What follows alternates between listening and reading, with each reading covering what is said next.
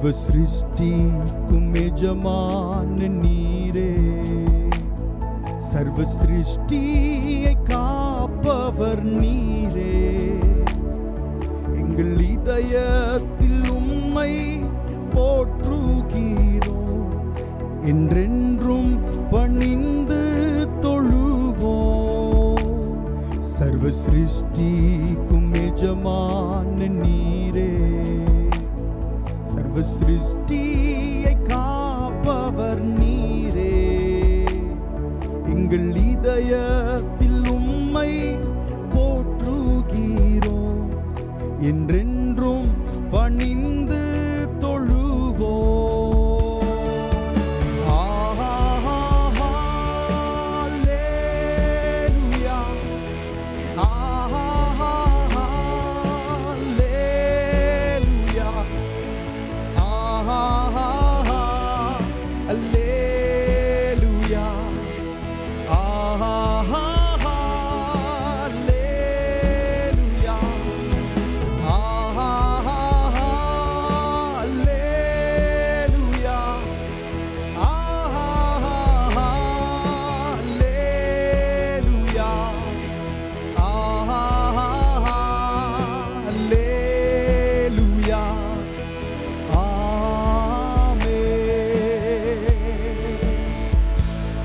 வானம் பூமி ஒளிந்து போனாலும் உம் வார்த்தைகள் என்றும் மாறாதே.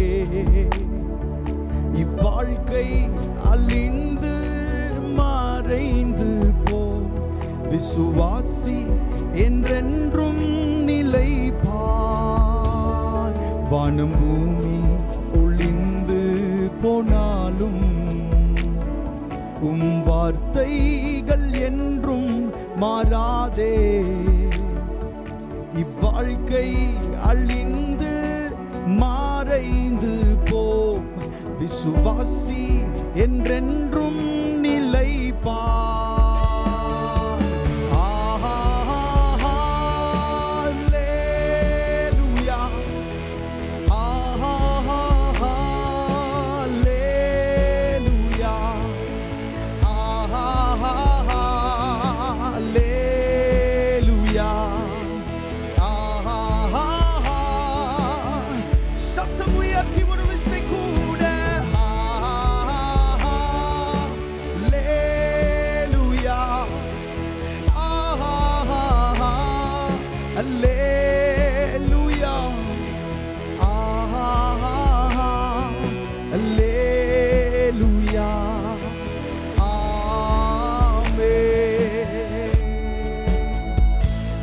சாத்தான் உன்னை எதிர்த்த போதும் ஜெய கிறிஸ்து உன்னோடு உண்டே.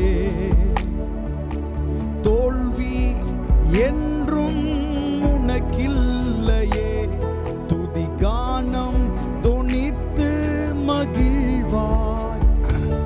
சாத்தான் உன்னை எதிர்த்த போதும் ஜெய கிறிஸ்து உன்னோடு உண்டே. தோல்வி என்றும் உனக்கில்லையே, துதி கானம் தொனித்து மகிழ்வாய்.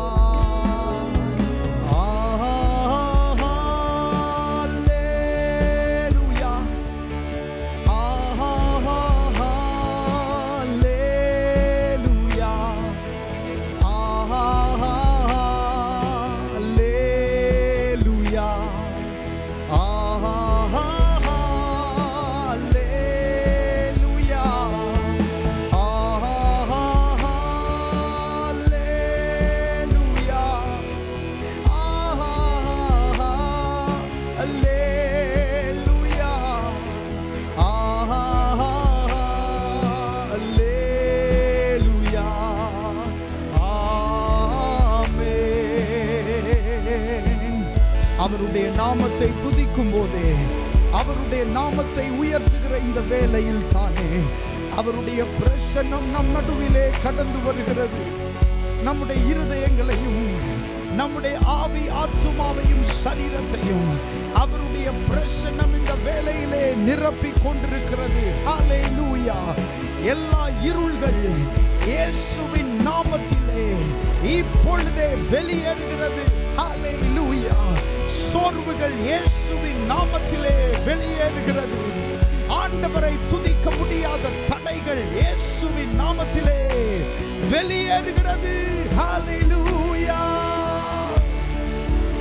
ஒரு விசை கூட ஆமென்.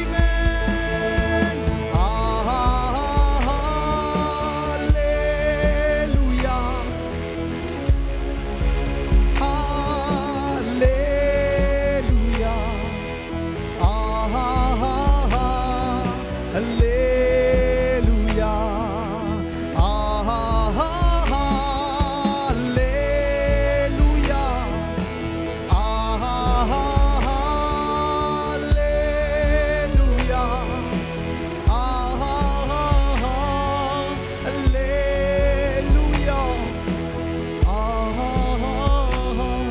ஹல்லேலூயா.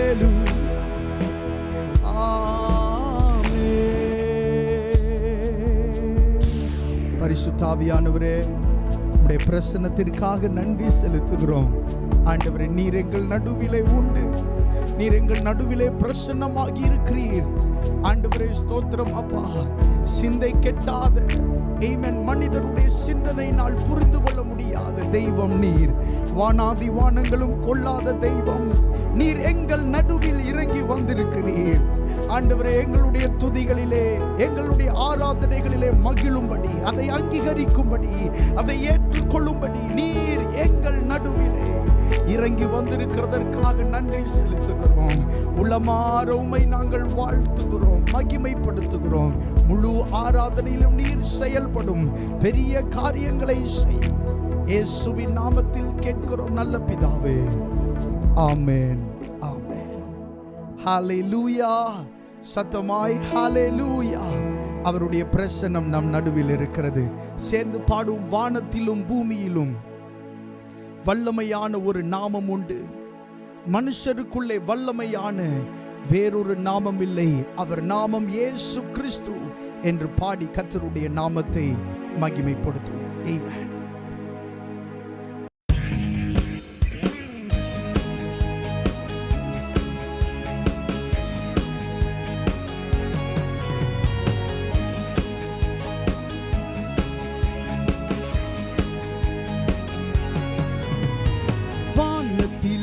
இந்த பூமியிலும் வல்லமையான ஒரு நாமம் உண்டு. வானத்திலும் இந்த பூமியிலும் வல்லமையான ஒரு நாமம் உண்டு. மனுஷருக்குள்ளே வல்லமையான வேறொரு நாமம் இல்லை. மனுஷருக்குள்ளே வல்லமையான வேறொரு நாமம் இல்லை. அவர் நாமம் இயேசு கிறிஸ்து. அவர் நாமம் இயேசு கிறிஸ்து.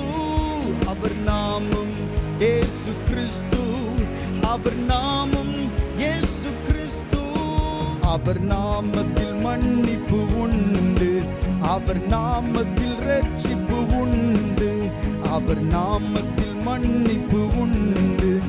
அவர் நாமத்தில் ரட்சிப்பு உண்டு. நாம் ரட்சிக்கப்படுவதற்கென்று வேறே நாமம் நமக்கில்லையே. நாம் ரட்சிக்கப்படுவதற்கென்று வேறே நாமம் நமக்கில்லையே. அவர் நாமம் இயேசு கிறிஸ்து. அவர் நாமம் இயேசு கிறிஸ்து. அவர் நாமம் இயேசு கிறிஸ்து. அவர் நாமம் இயேசு கிறிஸ்து. அவர் நாமத்தில் பேய்கள் ஓடும். எல்லா செய்வினை கட்டுகள் முறியும். அவர் நாமத்தில் பேய்கள் ஓடும். எல்லா செய்வினை கட்டுகள் முறியும். நாம் விடுதலை அடைவதற்கென்று வேறே நாமம் நமக்கில்லையே.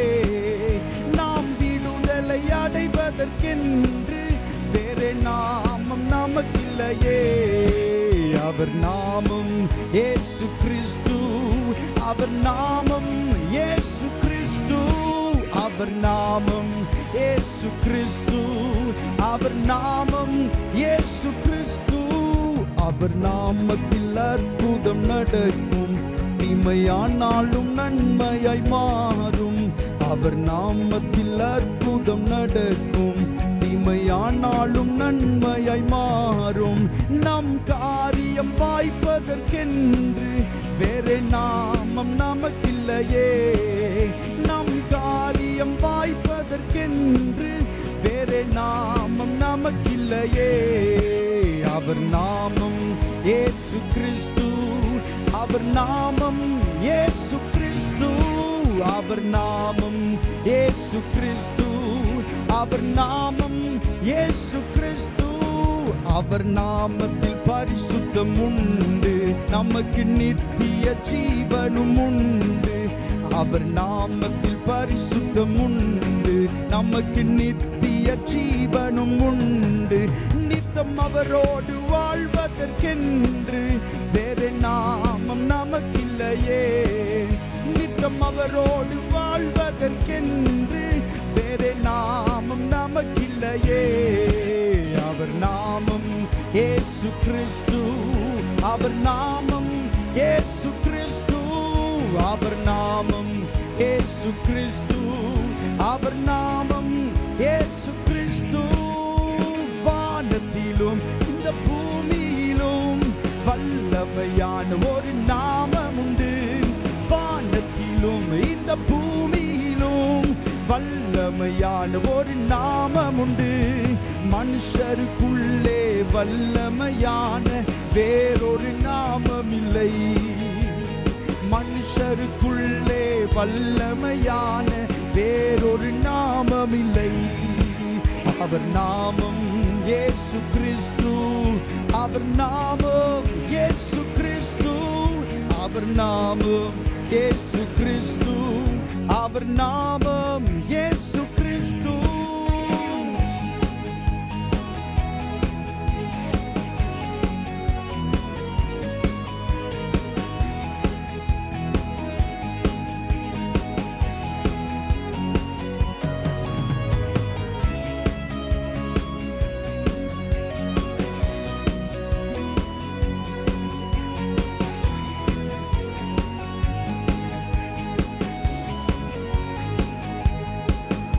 அவர் நாமத்தில் மன்னிப்பு உண்டு, அவர் நாமத்தில் ரட்சிப்பு உண்டு. அவர் நாமத்தில் மன்னிப்பு உண்டு, அவர் நாமத்தில் ரட்சிப்பு உண்டு. நாம் ரட்சிக்கப்படுவதற்கென்று வேறு நாமம் நமக்கில்லையே. நாம் ரட்சிக்கப்படுவதற்கென்று வேறு நாமம் பாடும். நாம் ரட்சிக்கப்படுவதற்கு, நாம் ரட்சிக்கப்படுவதற்கென்று வேறு நாமம் நமக்கில்லையே. நாம் ரட்சிக்கப்படுவதற்கென்று வேறு நாமம் நமக்கில்லையே. நாம் விடுதலை அடைவதற்கென்று வேறு நாமம் நமக்கில்லையே. நாம் விடுதலை அடைவதற்கென்று வேறு நாமம் நமக்கில்லையே. நம் காரியம் வாய்ப்பதற்கென்று வேறு நாமம் நமக்கில்லையே. நம் காரியம் வாய்ப்பதற்கென்று வேறு நாமம் நமக்கில்லையே. நித்தம் அவரோடு வாழ்வதற்கென்று வேறு நாமம் நமக்கில்லையே. ஓ, நித்தம் அவரோடு வாழ்வதற்கென்று வேறு நாமம் நமக்கு. அவர் நாமம், அவர் நாமம் இயேசு கிறிஸ்து, அவர் நாமம். பாடுவோம் அவர் நாமத்தை. அல்லேலூயா. இயேசு கிறிஸ்து. நாம் விடுதலை அடைவதற்கென்று வேறு நாமம் நமக்கில்லையே. நாம் விடுதலை அடைவதற்கென்று வேறு நாமம் நமக்கில்லையே. அவர் நாமம் இயேசு கிறிஸ்து. எத்தனை உன்னதமான நாமம் பாடுங்க. அவர் நாமம் இயேசு கிறிஸ்து, அவர் நாமம் இயேசு கிறிஸ்து, அவர் நாமம் எனக்கு எனக்கு போதும், இயேசு நாமம் எனக்கு போதும், அவர் நாமம் எனக்கு போதும், இயேசு நாமம் எனக்கு போதும்.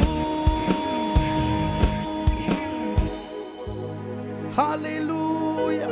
நாம் ரட்சிக்கப்படுவதற்கென்று வேறே நாமம் நமக்கில்லையே. நாம் ரட்சிக்கப்படுவதற்கென்று வேறே நாமம். இயேசுவின் நாமத்தில் நமக்கு ரட்சிப்பு உண்டு, விடுதலை உண்டு. ஆமென். எல்லா விதமான கட்டுகள் இயேசுவின் நாமத்தை சொல்லும் போதே உடைக்கப்படும். ஹல்லேலூயா. அவருடைய நாமம் மேலானது. சத்தமாய் அவருடைய நாமம் மேலானது. ஹல்லேலூயா. ஆமென். நாம் விடுதலை அடைவதற்கென்று வேறே நாமம் நமக்கில்லையே. நாம் விடுதலை அடைவதற்கென்று வேறே நாமம் நமக்கில்லையே. எல்லா நாமங்களுக்கும் மேலான நாமமுடையவர் நம்முடைய ஆண்டவர். கரங்களை அசைத்து அவருடைய நாமத்தை மகிமைப்படுத்துவோம். ஹல்லேலூயா. இன்னொரு பாடலை பாடி ஆண்டவரை மகிமைப்படுத்துவோம். தேவ சாயலாக மாறி தேவனோடு இருப்பேன், நானும் தேவனோடு இருப்பேன் என்று சொல்லி பாடி கர்த்தருடைய நாமத்தை மகிமைப்படுத்துவோம். காத்திருந்து ஜெபிப்பதினால் கழுகு போல பறந்தெழும்பி ஜீவ யாத்திரை ஓடி முடித்து ஜீவ கிரீடம் பெற்றிடுவேன். சேர்ந்து பாடுவோம். தேவ சாயலாக மாறி தேவனோடு இருப்பேன். ஆமென்.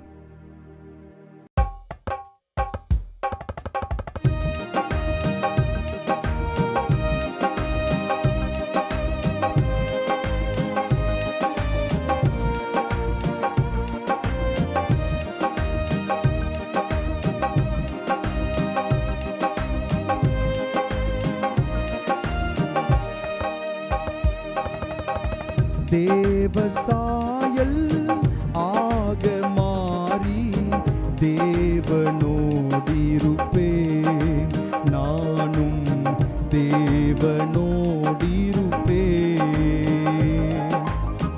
தேவ சாயல் ஆக மாறி தேவனோடிருப்பேன்,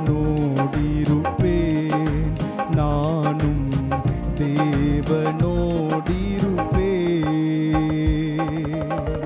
அந்த நாளும் நெருங்கிடுதே, அதிவிரைவாய் நிறைவேறுதே.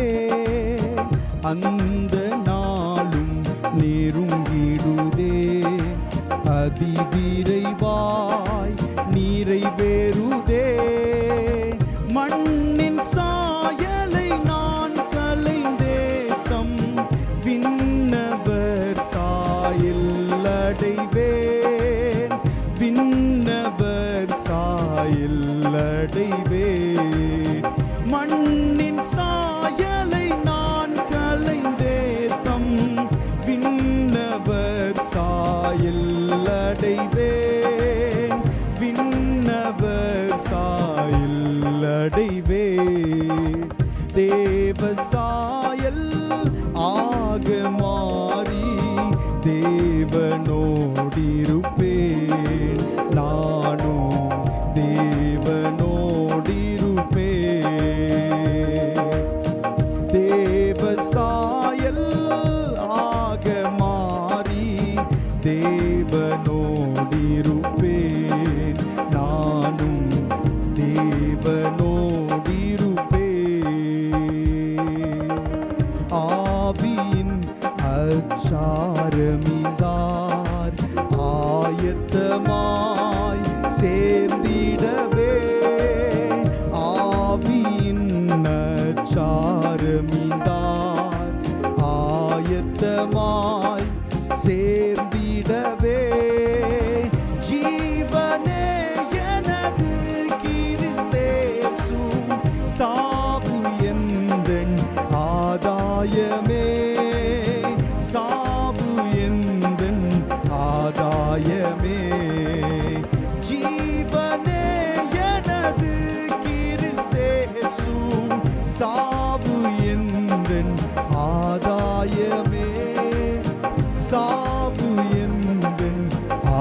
சாயமே தேவ சாயல் ஆக மாறி தேவனோடிருப்பேன்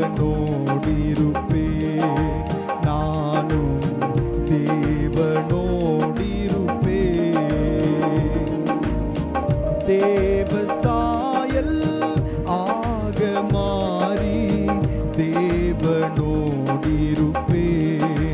நானும் தேவனோடிருப்பேன் காத்திருந்து ஜெபிப்பதினால் கழுகு போல பருந்தெழும்பி காத்திருந்து ஜெபிப்பதினால் கழுகு போல பருந்தெழும்பி ஜீவ யாத்திரை ஓடி முடித்து ஜீவ கிரீடம் பெற்றிடுவேன் ஜீவ கிரீடம் பெற்றிடுவேன் ஜீவ யாத்திரை ஓடி முடித்து ஜீவ கிரீடம் பெற்றிடுவேன் ஜீவ கிரீடம் பெற்றிடுவேன் தேவ சாயல் ஆக மாறி தேவனோடிருப்பேன் நானும் தேவனோடிருப்பேன் தேவ சாயல் ஆக மாறி தேவனோடிருப்பேன் நானும் தேவனோடிருப்பேன் மூன்றில் ஒன்றாய் ஜொலிப்பவரை முகமுகமாய் தரிசித்திட மூன்றில் ஒன்றாய் ஜொலிப்பவரை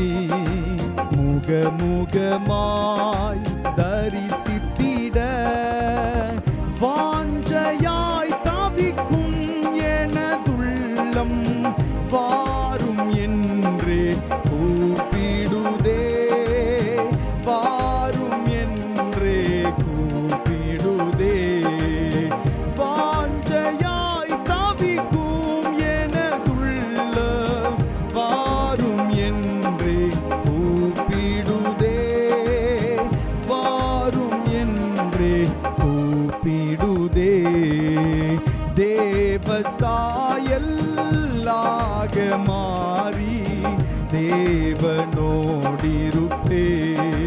நானும்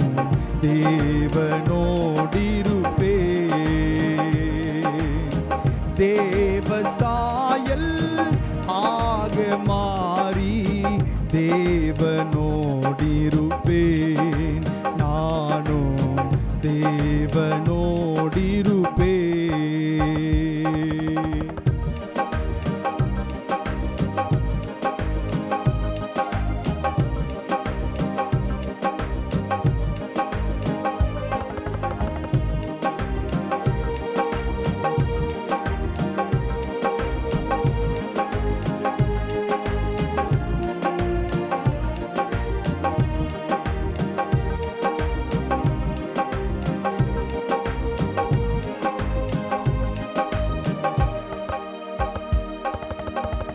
உன்னத சீயோன் மலை மேல் எனதருமை இயேசுவுடன் உன்னத சீயோன் மலை மேல் எனதருமை இயேசுவுடன் ஜப வீட்டினிலே மகிழ்ந்தே நான் ஜீவிப்பேனே நீடுளியாய் ஜீவிப்பேனே நீடுளியாய் ஜப வீட்டினிலே மகிழ்ந்தே நான் ஜீவிப்பேனே நீடுளியாய் ஜீவிப்பேனே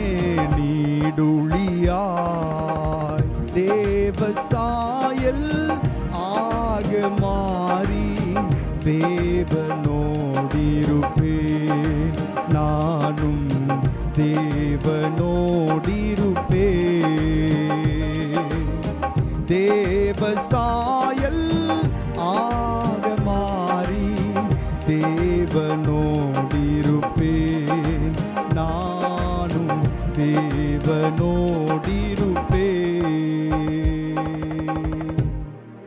ரோமருக்கு எழுதின நிருபம் 8வது அதிகாரம் 29வது வசனத்திலே இப்படி நாம் வாசிக்கிறோம்.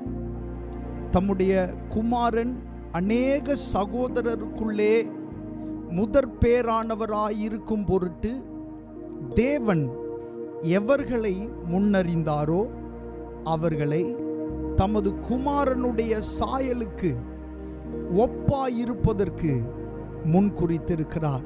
எவர்களை முன்னறிந்தாரோ, தேவன் எவர்களை முன்னறிந்தாரோ அவர்களை தமது குமாரனுடைய சாயலுக்கு ஒப்பாயிருப்பதற்கு ஆண்டவர் நம்மை முன் குறித்திருக்கிறார். ஹல்லேலூயா.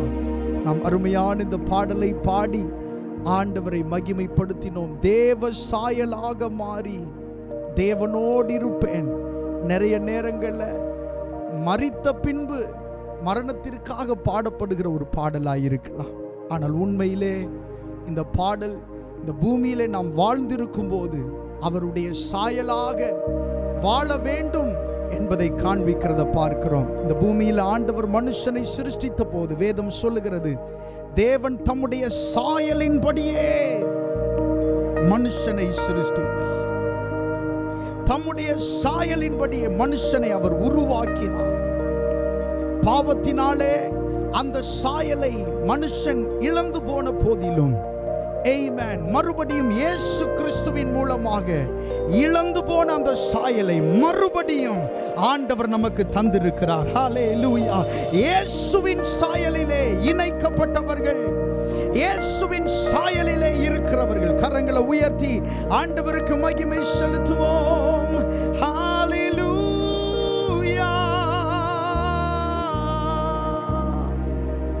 மண்ணின் சாயலை நான் கலைந்தே தம் விண்ணவர் சாயல் அடைவேன். விண்ணவர் சாயல் அடைவேன். ஆண்டவருடைய சாயலிலே உள்ளவர்களாக ஆண்டவர் உங்களை பார்க்கிறார். ஆமென். நமக்கு இந்த உலகத்தின் சாயல் அல்ல, தெய்வீகத்தின் சாயல் நமக்கு இருக்கிறது. நம்மை முன் அறிந்ததினாலே, முன் குறித்ததினாலே அவருடைய சாயலாய் நாம் இருக்கிறோம். ஹல்லேலூயா. இன்னொரு பாடலை பாடி ஆண்டவரை மகிமைப்படுத்துவோம். கூடுமே எல்லாம் கூடுமே, உம்மாலே எல்லாம் கூடும், கூடாதது ஒன்றுமில்லை, உம்மால் கூடாதது ஒன்றுமில்லை. சேர்ந்து பாடி ஆண்டவரை மகிமைப்படுத்துவோம். ஆமென்.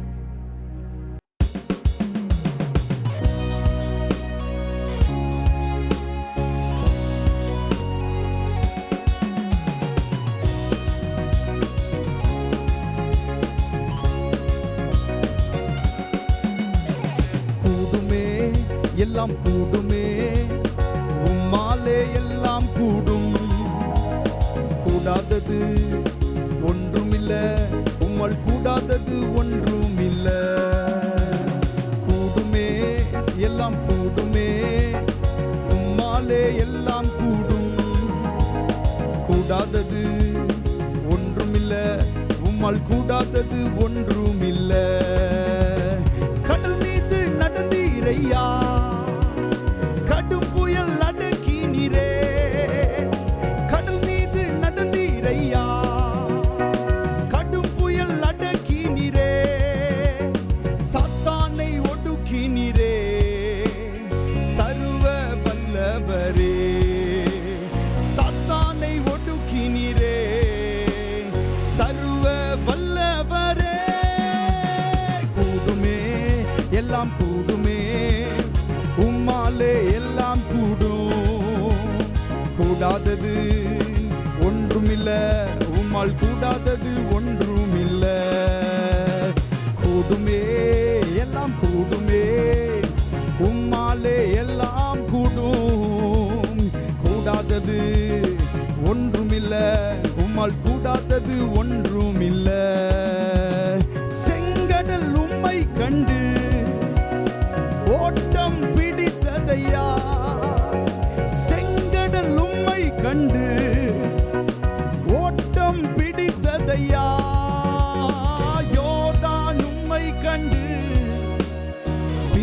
பின்னோக்கி சென்றதையா. ஓ யோர்தான் உம்மை கண்டு பின்னோக்கி சென்றதையா. கூடுமே எல்லாம் கூடுமே, உம்மாலே எல்லாம் கூடும். கூடாதது ஒன்றுமில்ல, உம்மால் கூடாதது ஒன்றுமில்ல. கூடுமே எல்லாம் கூடுமே, உம்மாலே எல்லாம் கூடும். கூடாதது ஒன்றுமில்ல, உம்மால் கூடாதது ஒன்றுமில்ல. மரித்து உயிர்த்தீரையா, மரணத்தை ஜெயித்தீரையா. மரித்து உயிர்த்தீரையா, மரணத்தை ஜெயித்தீரையா. ஓ மறுபடி வருவீரையா, உருமாற்றம் தருவீரையா. மறுபடி வருவீரையா, உருமாற்றம் தருவீரையா. கூடுமே எல்லாம் சேர்ந்து பாடுங்க உற்சாகமாய். Everything is possible with Jesus. Come on. கூடாதது ஒன்றுமில்ல, கூடாதது ஒன்றுமில்ல. கூடுமே possible with Jesus. Everything is possible. கூடும். கூடாதது ஒன்றுமில்ல, உம்மால் கூடாதது ஒன்று. உம் நாமம் சொன்னால் போதும், உம் நாமம் சொன்னால் போதும்.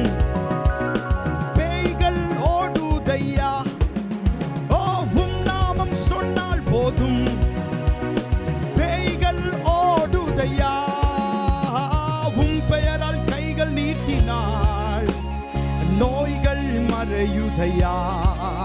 ஓ உம் பெயரால் கை நீட்டினாள், நோய்கள் மறையுதையா. உம் நாமம் சொன்னால் போதும், பேய்கள் ஓடுதையா.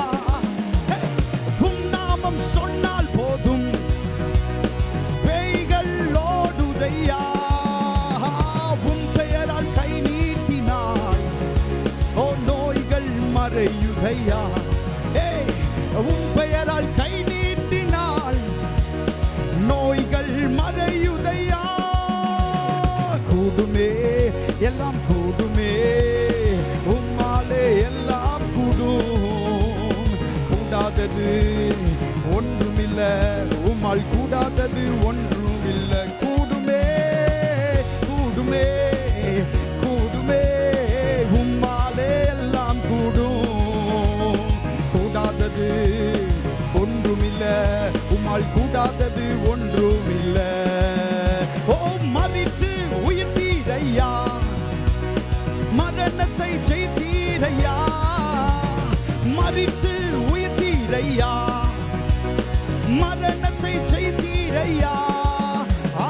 மறுபடி வருவீரையா, உருமாற்றம் தருவீரையா. மறுபடி வருவீரையா, உருமாற்றம் தருவீரையா. கூடுமே எல்லாம் கூடுமே, உம்மாலே எல்லாம் கூடும். கூடாதது ஒன்றுமில்ல, உம்மால் கூடாதது ஒன்றுமில்ல. கூடுமை கூடுமே. Come on, celebrate the presence of the Lord this morning.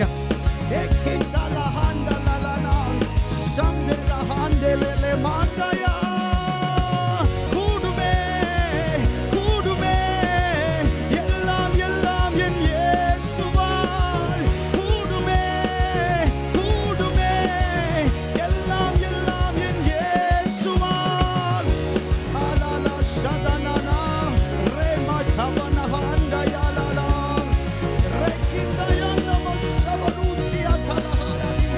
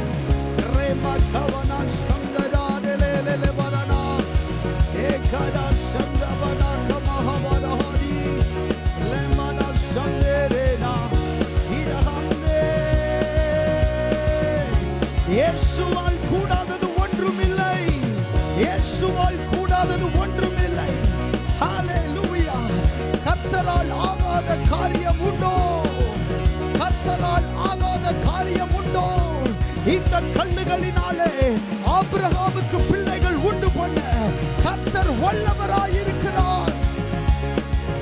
சந்தரானாசே ஏந்தலானா லிரமகுட மந்தயாலவ உஷபரா ரெமா கபரு சந்தலலஹண்டே கனா மக்கதலவரோஸ் ரெமா கபரா இதனஹண்டயாலலல சந்தரனஹா ஏனா பரு சந்தயாலலே ரெமா கபரோஸ். Amen. Father,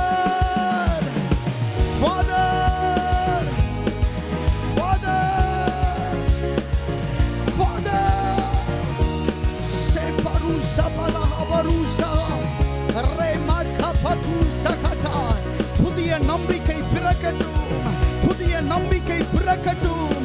இயேசுவால் எதையும் செய்ய முடியும் என்கிற நம்பிக்கை, என்கிற விசுவாசம் இப்பொழுதே இதை கேட்டுக் கொண்டிருக்கிறவர்களின் இருதயத்தில் துளிர் விடுகிறதற்காக நன்றி, உதயமாகிறதற்காக நன்றி. அலபரா கமனா சங்கரா. Hallelujah. Thank you, Father. நம் இயேசுவால் கூடாதது ஒன்றுமே இல்லை, எல்லாம் அவரால் கூடும். ஹல்லேலூயா. வேதம் சொல்லுகிறது மனுஷரால் கூடாதவைகள் தேவனால் கூடும். ஹல்லேலூயா. சில காரியங்கள் மனுஷரால கூடாதது தான் அப்படின்னு வேதத்தில் சொல்லப்பட்டிருக்கிறது. இது மனுஷரால் கூடாதது தான், ஆனால் தேவனால் கூடாதது அல்ல. ஹல்லேலூயா. விசுவாசிங்க, இருதயத்தின் ஆழத்திலிருந்து இந்த ஆராதனை வேளையிலே ஆண்டவர் உங்களை சுகமாக்குவார். ஹல்லேலூயா. ஒரு குஷ்டரோகியான ஒரு மனுஷன் இயேசுவின் இடத்திலே வந்து அவன் முழங்கால் படியிட்டு அவன் சொன்ன வார்த்தை, உமக்கு சித்தமானால் என்னை சுத்தமாக்க உம்மால் ஆகும் என்று அவன் சொன்னான். உமக்கு சித்தமானால் என்னை சுத்தமாக்க, சுகமாக்க அல்ல, சுத்தமாக்க உம்மால் ஆகும் என்று சொன்னான். இயேசு அவனை பார்த்து மனதுருகி அவனை தொட்டு ஆண்டவர் அவனை சுத்தமாக்கினார். எவ்வளவு நல்ல தேவனை ஆராதிக்கிறோம். கண்களை மூடி கரங்களை உயர்த்தி, உம்மால் எல்லாம் ஆகும். ஹல்லேலூயா. ஆணைக்கும் கரங்களிலே ஆணிகளா சுவாமி, ஆணைக்கும் கரங்களிலே ஆணிகளா சுவாமி, நினைத்து பார்க்கையிலே என் நெஞ்சம் உருகுதையா, நினைத்து பார்க்கையிலே என் நெஞ்சம் உருகுதையா. அன்பே கல்வாரி அன்பே, உம்மை பார்க்கையிலே என் உள்ளம் உடையுதப்பா. அன்பே கல்வாரி அன்பே, உம்மை பார்க்கையிலே என் உள்ளம் உடையுதையா. தாகம் தாகம் என்றீ எனக்காய் ஏங்கி நின்றீ. தாகம் தாகம் என்றீ எனக்காய் ஏங்கி நின்றீ. பாவங்கள் சுமந்தீ பரிகார பலியானி எங்கள் பாவங்கள் சுமந்தி பரிகார பலியானி அன்பே கல்வாரி அன்பே உம்மை பார்க்கையிலே என் உள்ளம் உடையுதப்பா அன்பே கல்வாரி அன்பே உம்மை பார்க்கையிலே என் உள்ளம் உடையுதப்பா காயங்கள் பார்க்கின்றே கண்ணீர் வடிக்கின்றே உம் காயங்கள் பார்க்கின்றே கண்ணீர் வடிக்கின்றே தூய திருரத்தமே துடிக்கும் தாயுள்ளமே தூய திருரத்தமே துடிக்கும் தாயுள்ளமே அன்பே கல்வாரி அன்பே உம்மை பார்க்கையிலே என் உள்ளம் உடையுதப்பா உம்மை பார்க்கையிலே என் உள்ளம் உடையுதப்பா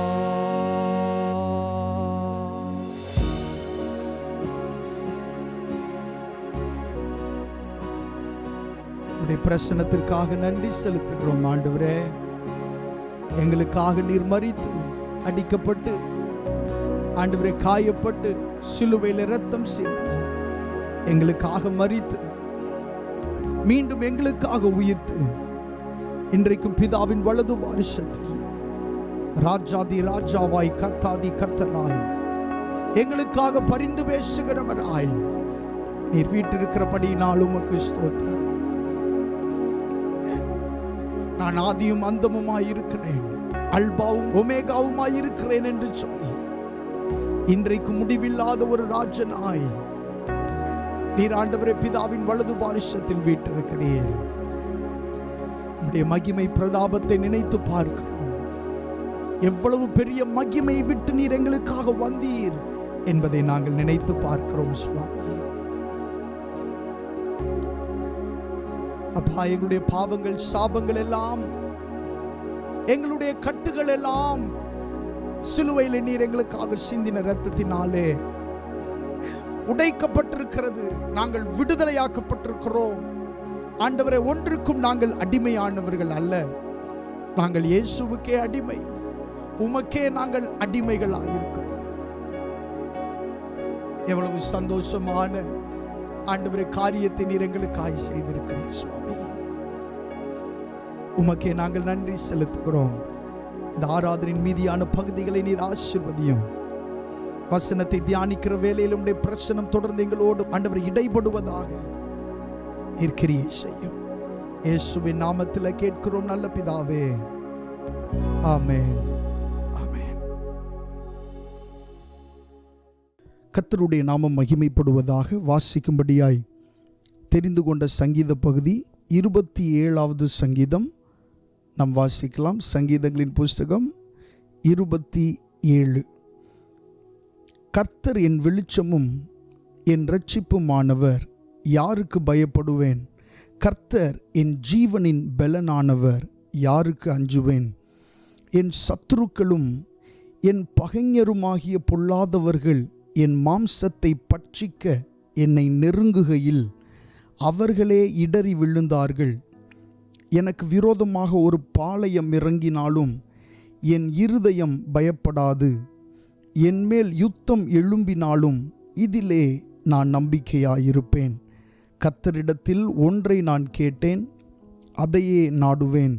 நான் கர்த்தருடைய மகிமையை பார்க்கும்படியாகவும் அவருடைய ஆலயத்தில் ஆராய்ச்சி செய்யும்படியாகவும் நான் என் ஜீவனுள்ள நாளெல்லாம் கர்த்தருடைய ஆலயத்தில் தங்கியிருப்பதையே நாடுவேன். தீங்கு நாளில் அவர் என்னை தம்முடைய கூடாரத்தில் மறைத்து என்னை தமது கூடார மறைவிலே ஒளித்து வைத்து என்னை கன்மலையின் மேல் உயர்த்துவார். இப்பொழுது என் தலை என்னை சுற்றிலும் இருக்கிற என் சத்துருக்களுக்கு மேலாக உயர்த்தப்படும். அதிநிமித்தம் அவருடைய கூடாரத்திலே நான் ஆனந்த பலிகளை இட்டு கர்த்தரை பாடி அவரை கீர்த்தனம் பண்ணுவேன். கர்த்தாவே, நான் கூப்பிடுகிற சத்தத்தை நீர் கேட்டு எனக்கு இறங்கி எனக்கு உத்தரவு அருளி செய்யும். என் முகத்தை தேடுங்கள் என்று சொன்னீரே, உம்முடைய முகத்தையே தேடுவேன் கர்த்தாவே என்று என் இருதயம் உம்மிடத்தில் சொல்லிற்று. உமது முகத்தை எனக்கு மறையாதேயும், நீர் கோபத்துடன் உமது அடியேனை விலக்கி போடாதேயும். நீரே எனக்கு சகாயர். என் இரட்சிப்பின் தேவனே, என்னை நெகிழ விடாமலும் என்னை கைவிடாமலும் இரும். என் தகப்பனும் என் தாயும் என்னை கைவிட்டாலும் கர்த்தர் என்னை சேர்த்து கொள்ளுவார். கர்த்தாவே, உமது வழியை எனக்கு போதித்து என் எதிராளிகளின் நிமித்தம் செவ்வையான பாதையில் என்னை நடத்தும். என் சத்துருக்களின் இஷ்டத்துக்கு என்னை ஒப்புக்கொடாதேயும். பொய் சாட்சிகளும் ஆக்கிரமித்து சீறுகிறவர்களும் எனக்கு விரோதமாய் எழும்பியிருக்கிறார்கள். நானோ ஜீவனுள்ளோர் தேசத்திலே கர்த்தருடைய நன்மையை காண்பேன் என்று விசுவாசியாதிருந்தால் கெட்டுப்போயிருப்பேன். கர்த்தருக்கு காத்திரு, அவர் உன் இருதயத்தை ஸ்திரப்படுத்துவார். திடமனதாயிருந்து கர்த்தருக்கே காத்திரு. ஆமேன்.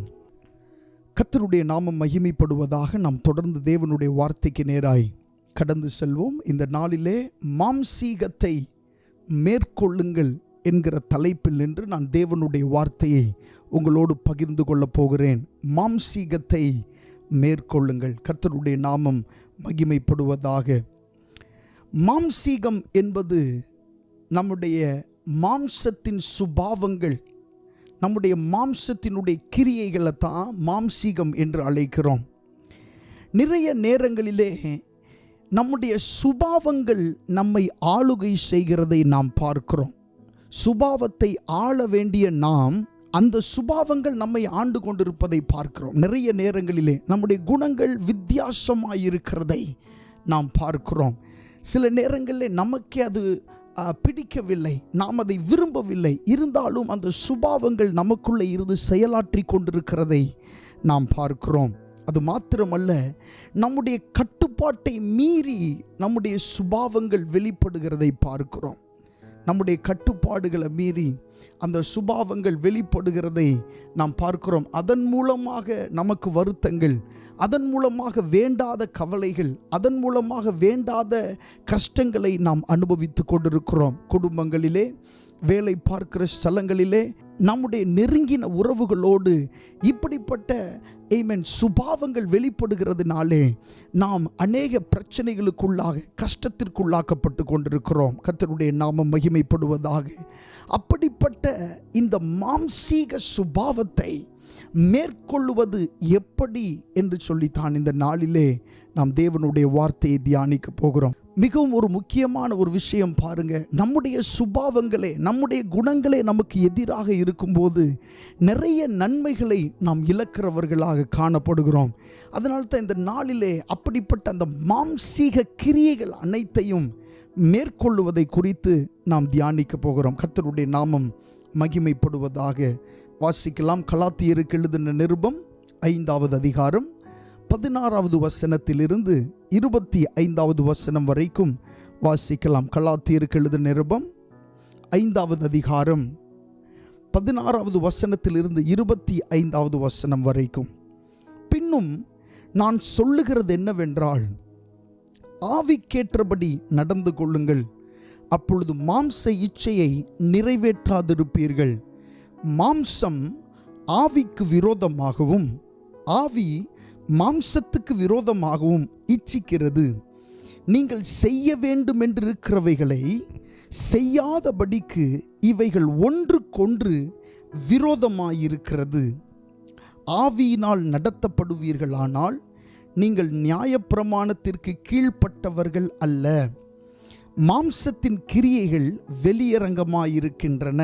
அவையாவன: விபச்சாரம், வேசித்தனம், அசுத்தம், காமவிகாரம், விக்கிரக ஆராதனை, பில்லி சூனியம், பகைகள், விரோதங்கள், வைராக்கியங்கள், கோபங்கள், சண்டைகள், பிரிவினைகள், மார்க்க பேதங்கள், பொறாமைகள், கொலைகள், வெறிகள், களியாட்டுகள் முதலானவைகளே.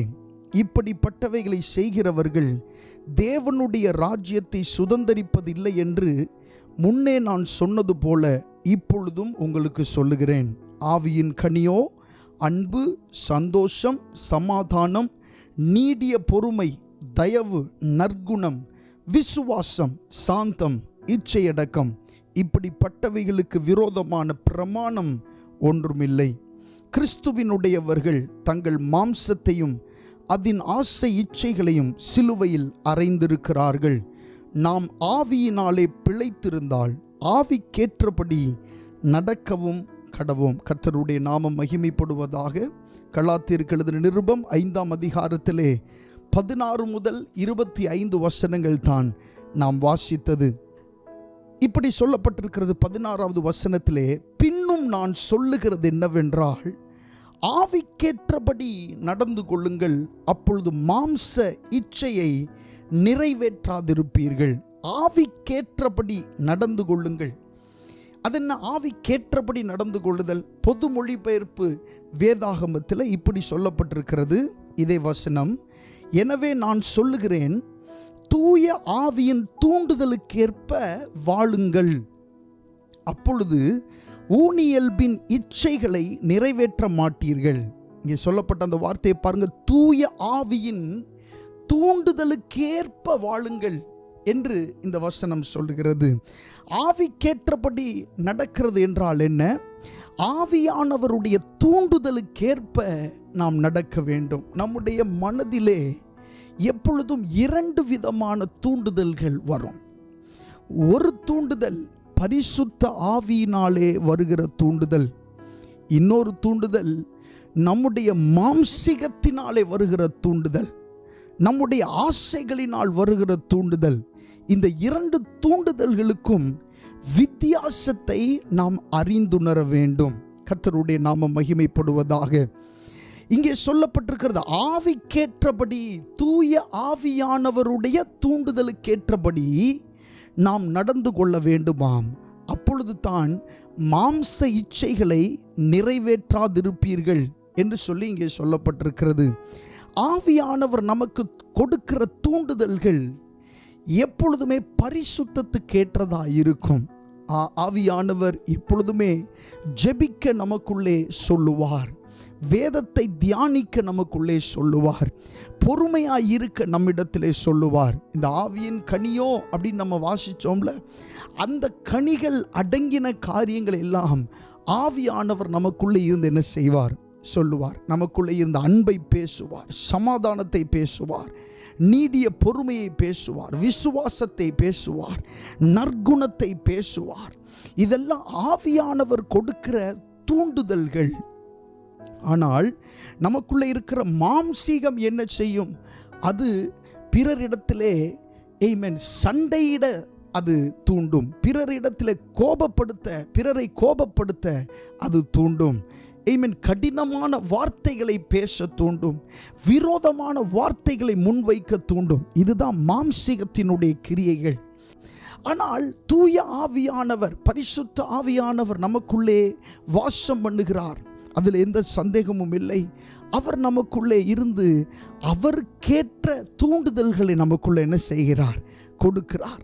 அப்போ நம்ம கொஞ்சம் பொறுத்து இருந்து ஆவியானவர் என்ன விதமான தூண்டுதலை நமக்குள்ளே கொடுக்கிறார் என்று நன்றாக நாம் உணர்ந்து அந்த தூண்டுதலுக்கேற்றபடி நாம் வாழும்போது மாம்சத்தின் கிரியைகள் நம்மை மேற்கொள்ளாது, கோபம் நம்மை மேற்கொள்ளாது, எரிச்சல் நம்மை மேற்கொள்ளாது, மனப்போராட்டங்கள் நம்மை மேற்கொள்ளாது, பிறரை பற்றின தாழ்வான எண்ணங்கள் நம்மை மேற்கொள்ளாது. நம் பிறரை பற்றி உயர்ந்த எண்ணம் கொண்டவர்களாக நாம் மாறுவோம். நம்முடைய மனதிலே ஒரு சமாதானம் நம்மை ஆளுகை செய்கிறதை நம்மால் உணர முடியும். எப்பேற்பட்ட பிரச்சனையினூடாய் நீங்கள் கடந்து சென்றாலும் பரிசுத்த ஆவியானவருடைய தூண்டுதலின்படி நீங்கள் நடப்பீர்கள் என்று சொன்னால், ஆவிக்கேற்றபடி நீங்கள் நடப்பீர்கள் என்று சொன்னால், அதற்குள்ளே இருக்கிற அந்த சமாதானத்தை உங்களால் உணர முடியும். கர்த்தருடைய நாமம் மகிமைப்படுவதாக. பிசாசானவன் நம்முடைய மனதிலே இப்படிப்பட்ட மாம்சீகமான தூண்டுதல்களை கொடுத்து அநேக நேரங்களிலே நம்மை பாவத்திற்குள்ளாக்குவான். சில நேரங்கள் அதிகமாய் நாம் பேசுகிறதுனாலும் பாவத்திற்குள்ளாக்கப்படுகிறோம். நம்முடைய நன்மதிப்பை இழந்து போகிறோம். அப்படிப்பட்ட காரியங்கள்லாம் நடைபெறுகிறது உண்டு. ஆனால் மாம்சீகமான இந்த சுபாவங்கள் நம்மிடத்திலிருந்து அழிக்கப்படுவதற்கு, மாம்சீகமான சுபாவங்கள் நம்மிடத்திலிருந்து எடுக்கப்படுவதற்கு நாம் என்ன செய்ய வேண்டும் என்று சொன்னால், ஆவிக்கேற்றபடி நடந்து கொள்ள வேண்டும். தூய ஆவியின் தூண்டுதலின்படி நாம் நடக்கிறவர்களாய் இருக்க வேண்டும். கர்த்தருடைய நாமம் மகிமைப்படுவதாக. NLT நியூ லிவிங் டிரான்ஸ்லேஷன் என்கிறதான இங்கிலீஷ் டிரான்ஸ்லேஷனில் இப்படி சொல்லப்பட்டிருக்கிறது. So I say, let the Holy Spirit guide your lives. Then you won't be doing what your sinful nature craves என்று எழுதப்பட்டிருக்கிறது. பரிசுத்த ஆவியானவர் உங்களுடைய வாழ்க்கையை நடத்துவாராக. அப்பொழுது உங்களுடைய பாவ சுபாவத்திற்கான அந்த இச்சைகளை நீங்கள் நிறைவேற்றாதிருப்பீர்கள் என்று அந்த வசனம் இப்படி சொல்லுகிறது. கர்த்தருடைய நாமம் மகிமைப்படுவதாக. ஆமென். ஆவிக்கேற்றபடி நீங்கள் நடந்து கொள்ளாத பட்சத்தில் மாம்சீகம் தானாகவே அது பலன் கொள்ளுகிறது. நீங்கள் ஆவிக்கேற்றபடி நீங்கள் நடக்கவில்லை என்றால், பரிசுத்த ஆவியானவருடைய தூண்டுதலுக்கேற்ப நீங்கள் நடக்கவில்லை என்றால், மாம்சீகம் அதுவாகவே பலன் கொள்ளும், உங்களை மேற்கொண்டு விடும் என்று நாம் இந்த வசனத்தின் மூலமாக புரிந்து கொள்கிறோம். பரிசுத்த ஆவியானவர் எப்பொழுதுமே நமக்குள்ளே இருந்து மென்மையாக பேசுவார். பரிசுத்த ஆவியானவருடைய வார்த்தைகளை நாம் எப்படி உணர்ந்து கொள்ள முடியும்? பரிசுத்த ஆவியானவர் நமக்கு உணர்வின் மூலமாக பேசுவார். அந்த ஒரு உணர்வு நமக்குள்ளே வரும். பரிசுத்த ஆவியானவர் சொல்லுகிற அந்த உணர்வு நமக்குள்ளே வரும். அந்த உணர்வை பயன்படுத்தி தான் பரிசுத்த ஆவியானவர் நமக்குள்ளே ஏவுதல்களை கொடுப்பார். நமக்குள்ளே பரிசுத்த ஆவியானவர் திருவுளம் பற்றுவார். அப்படி அவர் நம்மிடத்திலே அந்த ஏவுதல்களை, அந்த உணர்வை கொடுக்கும்போது அதற்கு நாம் மதிப்பு கொடுத்து, அதற்கு நாம் மரியாதை கொடுத்து அவருடைய வார்த்தைகளை நாம் கேட்கும்போது அவர் மிகுந்த சந்தோஷத்தோடு அதிக காரியங்களை நம்மோடு அவர் பேசுவார்.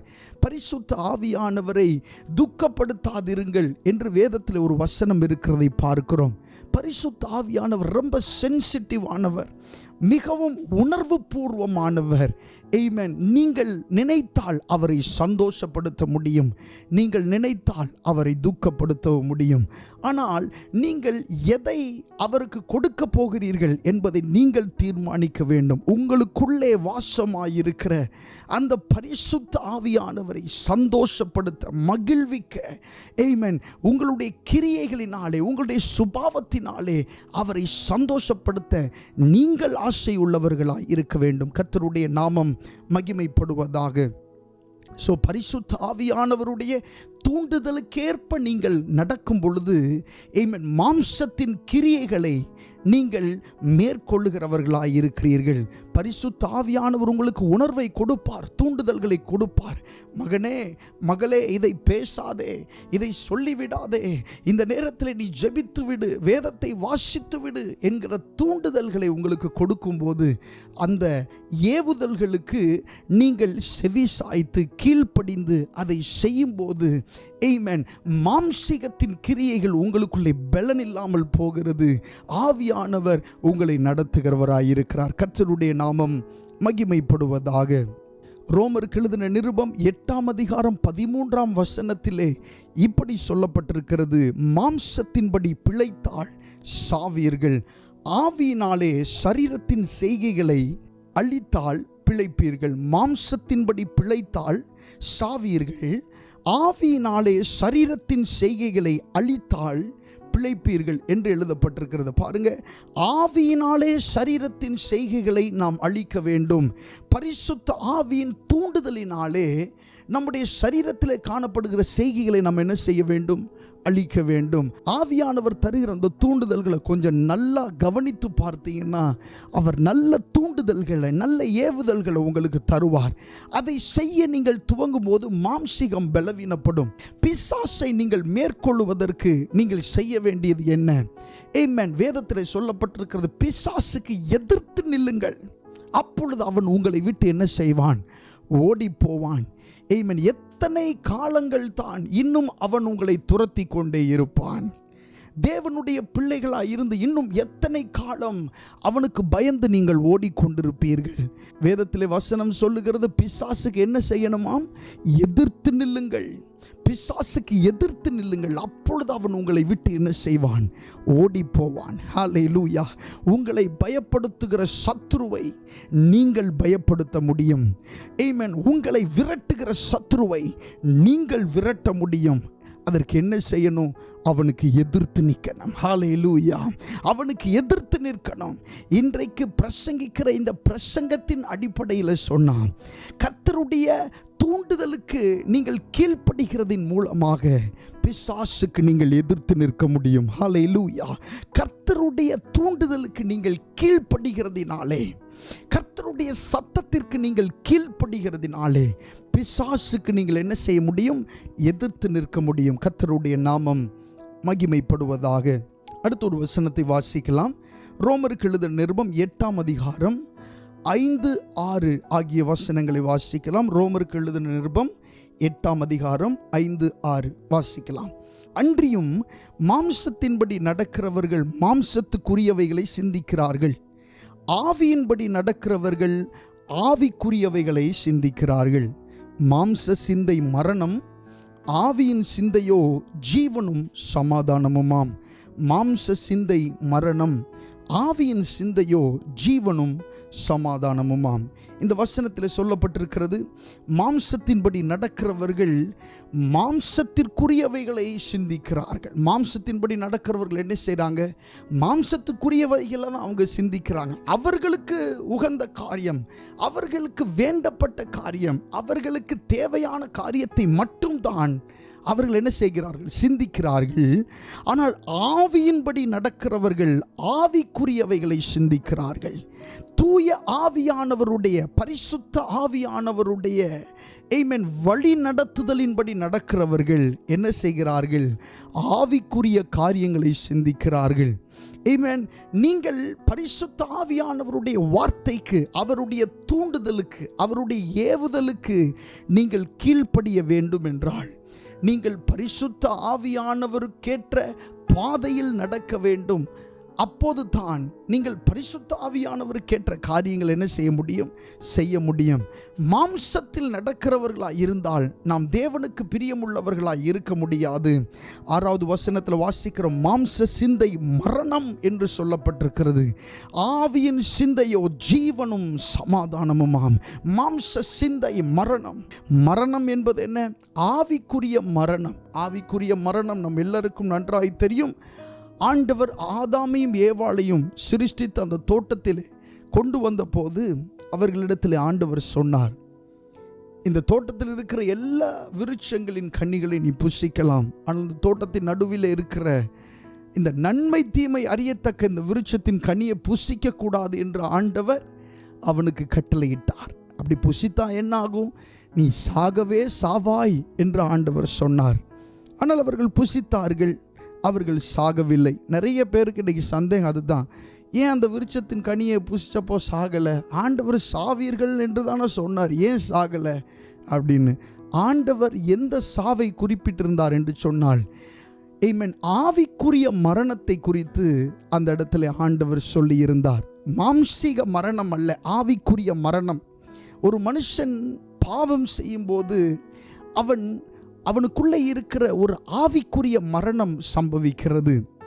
அதனால்தான் ஒரு மனுஷன் தேவனுக்கு பயந்தவனாய் வாழ வேண்டும், கர்த்தருக்கு பிரியமானவைகளை செய்ய வேண்டும் என்கிற ஒரு கட்டாயம் இருக்கிறது. கர்த்தருடைய நாமம் மகிமைப்படுவதாக. அதனால் அந்த வசனத்தில் வாசிக்கிற மாம்ச சிந்தை மரணத்தை கொண்டு வருகிறது. மாம்ச சிந்தை தேவனுக்கு பிரியமில்லாதவைகளை செய்ய வைக்கிறது. மாம்ச சிந்தை ஆண்டவருக்கு உகந்தது அல்லாத காரியத்திலே நம்முடைய மனதை செலுத்துகிறது. மாம்ச சிந்தை பிறரோடு சண்டையிட வைக்கிறது. மாம்ச சிந்தை பிறர் மேலே எதிர்ப்பை அது வெளிப்படுத்துகிறது. மாம்ச சிந்தை நம்மேலே இருக்கிற மனிதர்கள் சில நேரம் அன்பாக இருப்பாங்க, அப்படி அன்புள்ள மனிதர்களிடத்துல கூட வெறுப்பை காண்பிக்க வைக்கிறது. இதுதான் மாம்ச சிந்தை. இயேசு கிறிஸ்து எவ்வளவு அன்புள்ளவராய் அவர் தம்முடைய சீஷர்களிடத்தில் இருந்தார். ஆனால் மாம்சத்திலே முழுவதுமாக இழுக்கப்பட்ட ஒரு மனுஷன் பேர் யூதாஸ். அவன் இயேசு கிறிஸ்துவையே காட்டி கொடுக்கிறதற்கு வெறும் 30 வெள்ளிக்காசுக்காக காட்டி கொடுப்பதற்காக அவன் உடன்பட்டதை பார்க்கிறோம். மாம்சத்தின் கிரியைகள், இந்த கிரியைகள் வெளியரங்கமாய் இருக்கிறது. இது ஒரு மனுஷனை மரணத்திற்கு நேராக நடத்துகிறது. இந்த குணாதிசயங்கள் ஒரு மனுஷனுக்குள்ளே இருக்கும்போது நன்மையான சுபாவங்கள் வெளிவருகிறதற்கான வாய்ப்புகள் அங்கே இல்லை. அதைத்தான் இந்த வசனம் தெளிவாக சொல்லுகிறது. மாம்ச சிந்தை மரணம், ஆவியின் சிந்தையோ ஜீவனும் சமாதானமும். ஆவியின் சிந்தை எப்படிப்பட்டது?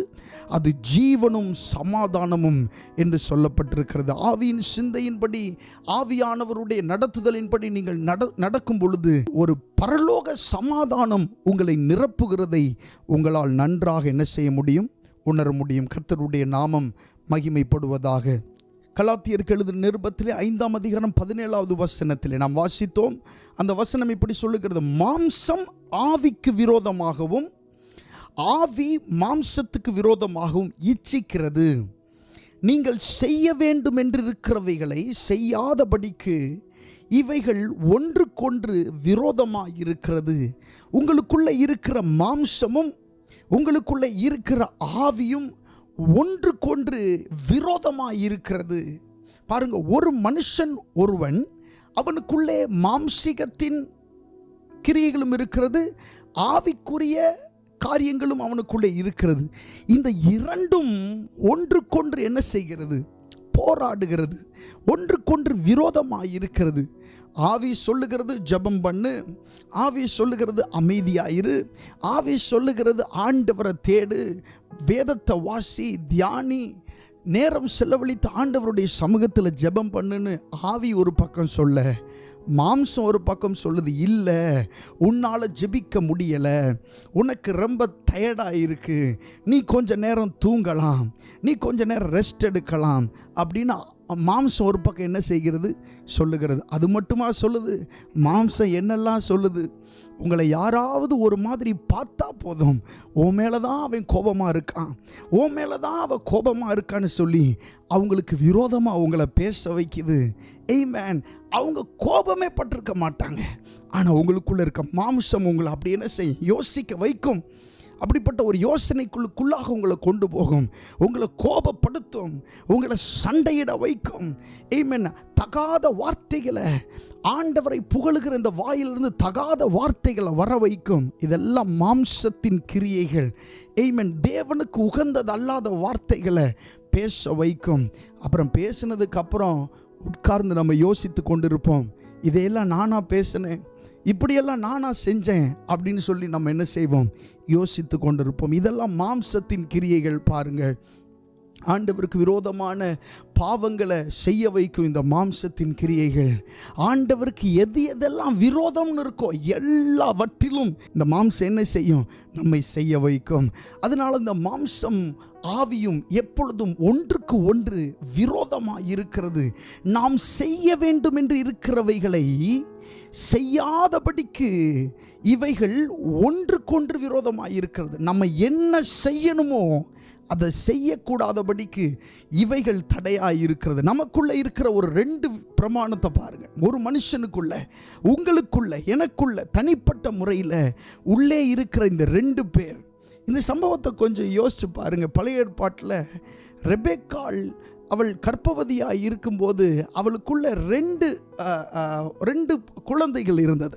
அவள் கர்ப்பவதியாக இருந்தபோது உள்ளே இரண்டும் போராடி கொண்டிருக்கிறதை பார்க்கிறோம். யார் முதலில் செல்ல வேண்டும் என்கிற ஒரு போராட்டம் உள்ள ஏசா யாக்கோபு இருவரும். ஸோ அப்படிப்பட்ட ஒரு போராட்டம் நமக்குள்ள என்ன செய்கிறது, காணப்படுகிறது. கர்த்தருடைய நாமம் மகிமைப்படுவதாக. மாம்சத்திற்குரிய ஏசாவும் நமக்குள்ள இருக்கிறான், ஆவிக்குரிய யாக்கோபும் நமக்குள்ள என்ன செய்கிறான், இருக்கிறான். ரெண்டு பேருக்குள்ளேயும் போராட்டம். கர்த்தருடைய நாமம் மகிமைப்படுவதாக. நாம் ஆவிக்கேற்றபடி நடந்து கொள்ள ஆண்டவர் இந்த நாளிலே நம்மை நினைவுபடுத்துகிறார். கர்த்தருடைய நாமம் மகிமைப்படுவதாக. ஏன் எனக்கு இப்படிப்பட்ட சூழ்நிலைகள், ஏன் எனக்கு இந்த அவப்பெயர்கள், ஏன் தேவையில்லாத காயங்கள் எனக்குள்ளே என்று யோசித்து கொண்டிருக்கிற உங்களை பார்த்து ஆண்டவர் சொல்லுகிறார், ஆமென், நீங்கள் ஆவிக்கேற்றவர்களாய், ஆவிக்குரியவர்களாய் நீங்கள் நடந்து கொள்ள வேண்டும். கர்த்தருடைய நாமம் மகிமைப்படுவதாக. அடுத்ததாக நாம் வாசித்த இந்த கலாத்தியர் புஸ்தகத்தில் 5ஆம் அதிகாரத்தில் மாம்சத்தின் கிரியைகள் என்று சொல்லி ஒரு 17 காரியங்களை வாசித்தோம். விபச்சாரம், வேசித்தனம், அசுத்தம், காமவிகாரம், விக்கிரக ஆராதனை, அப்படி சொல்லி 17 காரியங்கள் இருக்கிறது. இதெல்லாம் பேர் மாம்சத்தின் கிரியை அப்படின்னு சொல்லி பார்க்குறோம். மாம்சத்தின் கிரியைகள். அடுத்ததாக ஆவியின் கனியோ அப்படின்னு சொல்லி பார்க்கிறோம். மாம்சத்தின் கிரியைகள் அப்படின்னு சொன்னால் அதற்கு எதிர்ப்பதமாக ஆவியின் கிரியைகள் என்று தானே இருக்க வேண்டும். ஆனால் வேத வசனம் ஆவியின் கிரியைகள் என்று சொல்லாமல் ஆவியின் கனியோ என்று சொல்லுகிற ஒரு விஷயத்தை நாம் இங்கே பார்க்கிறோம். ஸோ ஆவியின் கனி என்று வரும்போது அது ஏதோ வெறும் கிரியைகள் அல்ல. கனி என்று சொன்னால் அதற்கு முன்பாக நிறைய நிலைகள் உண்டு. கனி என்று ஒன்று தோன்றுவதற்கு முன்பாக முதலாக ஒரு விதை வேண்டும். அந்த விதை செடியாகணும், செடி மரமாகணும், அல்லது அந்த செடியான நிலையிலாவது இருந்து பூ பூக்க வேண்டும், காய் காய்க்க வேண்டும். அதற்கப்புறமாகத்தான் கனி என்கிற ஒரு நிலையை ஆமென் அடைய முடியும். அதுபோல கிறிஸ்தவ வாழ்க்கையில் சுபாவங்கள் என்பது, ஆவிக்குரிய சுபாவங்கள் என்பது, ஆவிக்குரிய கனி என்பது ஏதோ ஒரு நாளில் வருகிறதல்ல. வேத வசனம் என்கிற விதையின் மூலமாக நாளுக்கு நாள் நாம் செய்கிற ஆவிக்குரிய முயற்சியின் மூலமாகத்தான் இந்த சுபாவங்கள் எல்லாம் நமக்குள்ளே வருகிறது. அருமையான வசனம். ஆவியின் கனியோ அன்பு, சந்தோஷம், சமாதானம், நீடிய பொறுமை, தயவு, நற்குணம், விசுவாசம், சாந்தம், இச்சையடக்கம் என்கிற இந்த 9 கனியும் சேர்ந்தது தான் ஆவியின் கனி. இப்பொழுது இந்த 9 விஷயமும் சேர்ந்த இந்த காரியத்தை ஆவியின் கனிகள் என்று தானே சொல்ல வேண்டும். ஆனால் இந்த வசனத்தை பாருங்க, சொல்லுது ஆவியின் கனியோ அப்படின்னு சொல்லப்பட்டிருக்கிறது. 9 விஷயம் சேர்ந்தால் அதை கனிகள் என்று தான் சொல்லி இருக்க வேண்டும். ஆனால் கனி என்று சொல்லப்பட்டிருக்கிறதை பார்க்கிறோம். ஏன் பாருங்க, பழம் ஒன்று தான், சுவை 9. பழம் ஒன்று தான், அதனுடைய சுவை எத்தனை? 9 விதமான சுவை. ஒரு கனியிலே ஆவியின் கனியோ, அந்த ஆவியின் கனியிலே 9 விதமான சுவை இருக்கிறது. கர்த்தருடைய நாமம் மகிமைப்படுவதாக. ஆண்டவருடைய வசனத்தை பாருங்க, எவ்வளவு ஆழமாக பரிசுத்த ஆவியானவர் எழுதி வைத்திருக்கிறார் என்று சொல்லி. கர்த்தருடைய நாமம் மகிமைப்படுவதாக. இந்த சுபாவத்தை அடைவதற்கு, இந்த ஆவிக்குரிய சுபாவத்தை, ஆவிக்குரிய குணாதிசயங்களை நாம் அடைவதற்கு, நான் ஏற்கனவே சொன்னது போல ஆமென், விதை என்கிற அந்த விஷயம், விதையாகிய கர்த்தருடைய வசனம் அதிகமாய் நமக்குள்ளே செயல்பட வேண்டும், அதிகமாய் நமக்குள்ளே தங்கி இருக்க வேண்டும்.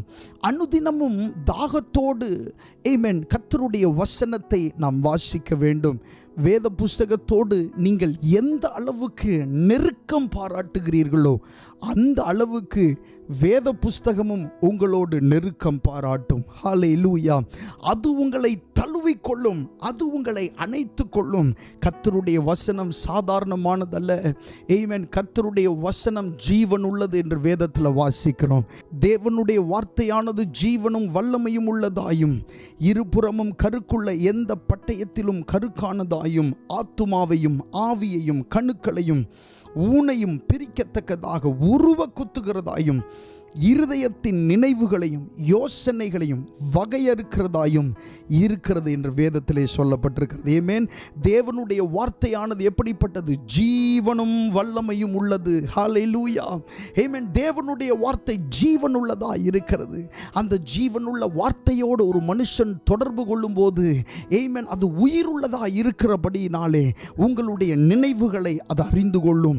அது உயிர் உள்ளதா இருக்கிறபடியினாலே உங்களுடைய சூழ்நிலைகள் அந்த வார்த்தைக்கு தெரியும். ஆமென். அது உயிர் உள்ளதா இருக்கிறபடியினாலே ஆமென், உங்களுடைய நினைவுகளை அது வகையறுக்கும். அர்த்தம் என்ன? ஆமென். நிறைய நேரங்களிலே நமக்குள்ளே மாம்சீக எண்ணங்கள் தலை தோங்கி இருக்கும். ஆனால் கர்த்தருடைய வார்த்தையை தியானிக்கிற வேளைகளிலே அது மாம்சீகத்திற்குரியதா, உலகத்திற்குரியதா, அல்லது உங்களுடைய சொந்த யோசனையா, அல்லது தேவனுடைய சித்தமா என்பதை அது வகையறுத்து உங்களுக்கு காண்பிக்கும். ஹல்லேலூயா. அது ஜீவன் உள்ளது. வேதம் சொல்லுகிறது தேவனுடைய வார்த்தை எப்படிப்பட்டதாம்? ஜீவன் உள்ளது. கர்த்தருடைய நாமம் மகிமைப்படுவதாக. வேதத்தை நேசிக்க ஆண்டவர் உங்களுக்கு கிருபை தருவாராக. வேதத்தோடு ஒன்றித்த ஒரு வாழ்க்கை வாழ கர்த்தர் நமக்கு கிருபை தருவாராக. ஆமென். சோ கர்த்தருடைய வசனத்தை வாசிப்பதினாலே, கர்த்தருடைய வார்த்தையை தியானிப்பதினாலே ஆமென், ஆவிக்குரிய சுபாவங்களிலே நம்மால் வளர முடியும், மாம்சீகத்தை மேற்கொள்ள முடியும். கர்த்தருடைய நாமம் மகிமைப்படுவதாக. மாத்திரமல்ல, கலாத்தியருக்கு எழுதின நிருபம் 5ஆம் அதிகாரம் 24வது வசனத்திலே நாம் வாசித்த அந்த வசனத்தில் இப்படி சொல்லப்பட்டிருக்கிறது: கிறிஸ்துவினுடையவர்கள் தங்கள் மாம்சத்தையும் அதன் ஆசை இச்சைகளையும் சிலுவையில் அறைந்திருக்கிறார்கள். கிறிஸ்துவினுடையவர்கள் தங்கள் மாம்சத்தையும் அதன் ஆசை இச்சைகளையும் சிலுவையில் என்ன செய்திருக்கிறார்கள்? அறைந்திருக்கிறார்கள். நாம் எல்லாரும் கிறிஸ்துவினுடையவர்கள், கிறிஸ்துவுக்கு சொந்தமானவர்கள், கிறிஸ்துவின் அங்கங்கள். இந்த உலகத்தில் இருக்கிற எல்லா ஜனங்களையும் ஆண்டவர் அப்படி தெரிந்து கொள்ளவில்லை. ஆனால் உங்களையும் என்னையும் ஆண்டவர் அப்படி தெரிந்திருக்கிறார். ஆமென். நான் எப்பொழுதுமே இப்படி சொல்லுகிறது உண்டு. உலகத்தில் நிறைய நல்ல மனிதர்கள் வாழ்ந்திருக்கிறார்கள், இன்னும் வாழ்ந்து கொண்டிருக்கிறார்கள். அவர்களுடைய வாழ்க்கையை பார்க்கும்போது ஒரு உலக மனிதர்களாய் அவர்கள் இருந்த போதிலும் அவருடைய வாழ்க்கையில் ஒரு சிறிய தவறையும் நம்மால் என்ன செய்ய முடியவில்லை, பார்க்க முடியவில்லை. அவ்வளவு நல்ல மனிதர்களாய் அவர்கள் இருக்கிறார்கள். அப்படி இருந்தும் அவர்கள் பரலோகத்துக்கு தேவைப்படவில்லை, பரிசுத்த தேவனுக்கு அவர்கள் தேவைப்பட்டவர்களாய் இருக்கவில்லை. ஆனால் பாவிகளான நம்மை ஆண்டவர் தெரிந்து கொண்டு நம்மை அவருடைய சாட்சிகளாக, நம்மை அவருடைய பிள்ளைகளாக, நம்மை அவருடைய ஜனங்களாக ஆண்டவர் மாற்றி இருக்கிறார். ஹல்லேலூயா. நாம் நல்லவர்கள் என்பதினால் அல்ல. ஆமென். நாம் பாவிகளாய் இருந்தோம், தேவனுடைய மகிமை அற்றவர்கள் ஆனோம். அப்படிப்பட்ட நம்மை ஆண்டவர் தெரிந்து கொண்டு அவருக்கு சொந்தமானவர்களாக ஆண்டவர் மாற்றி இருக்கிறார். ஹல்லேலூயா. கர்த்தருடைய நாமம் மகிமைப்படுவதாக. சோ இந்த வசனம் சொல்லுகிறது கிறிஸ்துவினுடையவர்கள். ஹல்லேலூயா. கிறிஸ்துவின் உடையவர்கள் என்ன செய்கிறார்கள் என்று சொன்னால், தங்கள் மாம்சத்தையும் அதன் ஆசை இச்சைகளையும் சிலுவையில் அறைந்திருக்கிறார்கள். நீங்கள் கிறிஸ்துவின் உடையவர்களாய் இருந்தால் உங்கள் மாம்சத்தையும், அர்த்தம் மாம்சீக சுபாவங்களையும் அதனுடைய இச்சைகளையும் நீங்கள் என்ன செய்ய வேண்டும்? சிலுவையில் அறைய வேண்டும். ஒவ்வொரு நாளும் சிலுவையில் அறைய வேண்டும். இன்னைக்கு நீங்கள் சிலுவையில் அடிச்சா அந்த சுபாவம் இன்னைக்கு வெளிப்படாது. ஆனால் சில மணி நேரங்கள் கழிந்த பிறகு அல்லது சில நாட்கள் கழிந்த பிறகு அந்த மாம்சீக சுபாவம் மறுபடியும் வருகிறத பார்க்கிறோம். அது பலன் கொள்ளும். நீங்கள் அதை அப்படியே விட்டீங்கன்னா அது என்ன செய்யும்? பலன் கொள்ளும். அதனால தான் சிலுவையில் நீங்கள் அறைய வேண்டும். ஒவ்வொரு நாளும் சிலுவையில் அறையப்படணும். அந்த காரியங்கள் காலையில் ஜெபம் பண்ணும்போது அந்த காரியங்களெல்லாம் சிலுவையில் அரைஞ்சு ஜெபம் பண்ணணும். ஆண்டவரே, இந்த கிரியைகள் எல்லாம் சிலுவையில் அறையப்படட்டும் அப்படின்னு சொல்லி நீங்கள் ஜெபம் பண்ணணும். வேதத்தில் வாசிக்கிறோம், கிறிஸ்துவோடு கூட நான் சிலுவையில் அறையப்பட்டிருக்கிறேன், ஆயினும் பிழைத்திருக்கிறேன். இனி நான் அல்ல, கிறிஸ்து என்னில் என்ன செய்திருக்கிறார்? பிழைத்திருக்கிறார். என்று அப்போஸ்தலனாகிய பவுல் சொல்லுகிறாரே, கிறிஸ்துவோடு கூட அவர் சிலுவையில் அறையப்பட்டாராம். ஆயினும் பிழைத்திருக்கிறேன், இனி நான் அல்ல, கிறிஸ்துவே என்னில் பிழைத்திருக்கிறார் என்று சொல்லி அப்போஸ்தலனாகிய பவுல் சொல்லுகிறார். சோ நம்முடைய மாம்சத்தையும் அதன் இச்சைகளையும் ஆசை இச்சைகளையும் சிலுவையில் என்ன செய்ய வேண்டும்? அறைய வேண்டும். அதன் மூலமாக நம்முடைய மாம்சிகத்தை நம்மால் மேற்கொள்ள முடியும். கர்த்தருடைய நாமம் மகிமைப்படுவதாக. ரோமருக்கு எழுதின நிருபம் 6ஆம் அதிகாரம் 6ஆம் வசனத்தை வாசிக்கும் பொழுது அங்கே சொல்லப்பட்டிருக்கிறது, நாம் இனி பாவத்துக்கு ஊழியம் செய்யாதபடிக்கு பாவ சரீரம் ஒளிந்து போகும் பொருட்டாக நம்முடைய பழைய மனுஷன் அவரோட கூட சிலுவையில் அறையப்பட்டதென்று அறிந்திருக்கிறோம். நம்முடைய பழைய மனுஷன் ஆண்டவரோடு கூட சிலுவையில் அறையப்பட்டிருக்கிறது என்பதை நீங்கள் விசுவாசிக்க வேண்டும், அதை நம்ப வேண்டும். அந்த வசனம் சொல்லுகிறது, பழைய மனுஷன் அவரோட கூட சிலுவையில் அறையப்பட்டதென்று அறிந்திருக்கிறோம். ஹல்லேலூயா. உங்களுடைய பழைய மனுஷன், பழைய சுபாவம், பழைய எண்ணங்கள், பழைய அந்த குணாதிசயங்கள் அவைகள் எல்லாம் சிலுவையில் அறையப்பட வேண்டும். கர்த்தருடைய நாமம் மகிமைப்படுவதாக. ரோமர் 8:9 பார்க்கிறோம், தேவனுடைய ஆவி உங்களில் வாசமாயிருந்தால் நீங்கள் மாம்சத்திற்குட்பட்டவர்களாயிராமல் ஆவிக்குட்பட்டவர்களாயிருப்பீர்கள். கிறிஸ்துவின் ஆவி இல்லாதவன் அவருடையவன் அல்ல. தேவனுடைய ஆவி உங்களில் வாசமாயிருந்தால் நீங்கள் மாம்சத்திற்குட்பட்டவர்களாயிராமல் ஆவிக்குட்பட்டவர்களாயிருப்பீர்கள். கிறிஸ்துவின் ஆவி உங்களுக்குள்ள வாசமாய் இருக்கும்போது அதோடைய அடையாளம் என்னன்னு சொன்னா, நீங்க மாம்சிகத்தினுடைய கட்டுப்பாட்டில் இருக்க மாட்டீங்க, நீங்க ஆவியானவருடைய கட்டுப்பாட்டில் இருப்பீங்க. ஹல்லேலூயா. கிறிஸ்துவினுடைய ஆவி உங்களுக்குள்ள இருக்கிறதற்கான அடையாளம் அதுதான். நிறைய நேரங்கள் நமக்கு கேள்வி வரும், பரிசுத்த ஆவியானவர் நமக்குள்ள தான் இருக்கிறாரா அப்படின்னு கேள்வி வரும். இருக்கிறாரா இல்லையான்றதை எப்படி தெரிந்து கொள்ளலாம்? பரிசுத்த ஆவியானவர் உங்களுக்குள்ளே இருந்தால் அவருடைய கட்டுப்பாட்டிலே நீங்கள் இருப்பீர்கள். அவருடைய கட்டுப்பாடு உங்களுடைய குணத்தின் மேலே, உங்களுடைய சுபாவத்தின் மேலே, உங்களுடைய ஜெப வாழ்க்கையின் மேலே இருக்கிறதை உங்களால் நன்றாக பிரித்துணர முடியும். ஆனால் மாம்சிகத்தினுடைய கட்டுப்பாட்டில் நீங்கள் இருக்கிறீர்கள் என்பதற்கு சரியான அடையாளம் என்ன? மாம்சிகத்தினுடைய கிரியைகள் எல்லாம் உங்களுடைய வாழ்க்கையில் என்ன செய்யும்?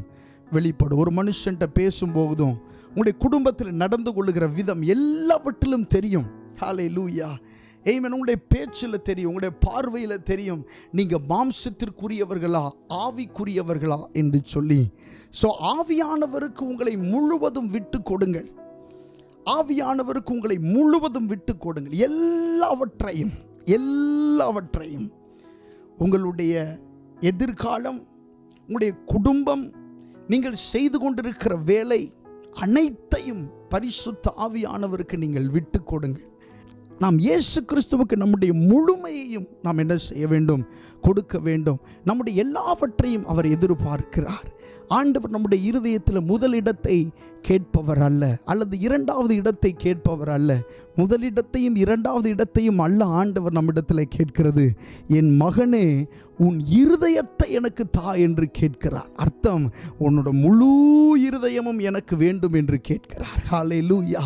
ஆமென். ஏன்னா நம்மை சிருஷ்டித்தவர் நம்முடைய ஆண்டவர், நம்மை உருவாக்கினவர் நம்முடைய ஆண்டவர். நாம் அவருக்கு சொந்தமானவர்கள், நாம் அவருக்கு உரியவர்கள். நம்முடைய இருதயத்தை முழுவதும் அவரிடத்தில் நாம் விட்டுவிடும் பொழுது, அவருக்கு நாம் கொடுக்கும் போது ஆண்டவர் ஆளுகை செய்கிறார், நம்மை ஆட்சி செய்கிறார், நம்மை ஆட்கொள்ளுகிறார், நம்மை வழி நடத்துகிறார். எல்லா விதத்திலையும் அவருடைய கிரியைகள் வெளிப்படுகிறத உங்களால் என்ன செய்ய முடியும்? பார்க்க முடியும். கர்த்தருடைய நாமம் மகிமைப்படுவதாக. அடுத்ததாக, கடைசியாக, மாம்சிகத்தை மேற்கொள்வதற்கு செய்ய வேண்டிய முக்கியமான விஷயம் என்னவென்று சொன்னால் ஜெபம். எதையுமே ஜெபத்தினால் சாதிக்க முடியும். இதென்னால் முடியவில்லையே என்று சொல்லி நீங்கள் நினைத்து கொண்டிருந்தாலும், அது என்ன காரியமானாலும், எப்படிப்பட்டதாக இருந்தாலும், ஜெபத்தினாலே அதை நீங்கள் சாதிக்க முடியும். ஜெபத்தினாலே நீங்கள் பெற்றுக்கொள்ள முடியும். கர்த்தருடைய நாமம் மகிமைப்படுவதாக. இயேசு கிறிஸ்து கெத்செமனே தோட்டத்திலே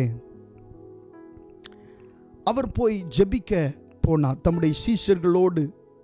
சிலுவை பாடுகளுக்கு முன்பாக அந்த இரவிலே நடந்த சம்பவம் அது. இந்த ராத்திரியிலே இயேசு கிறிஸ்து மரணத்துக்கு ஏதுவான ஒரு துக்கமுடையவராய், வியாகுலம் நிறைந்தவராய் அவர் காணப்பட்டார்.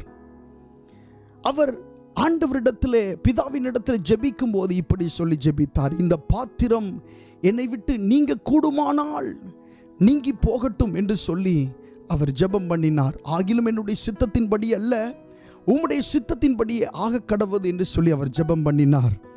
இந்த பாத்திரம் என்னை விட்டு நீங்க கூடுமானால் என்னை விட்டு நீங்கி போகட்டும் என்று சொன்னார்.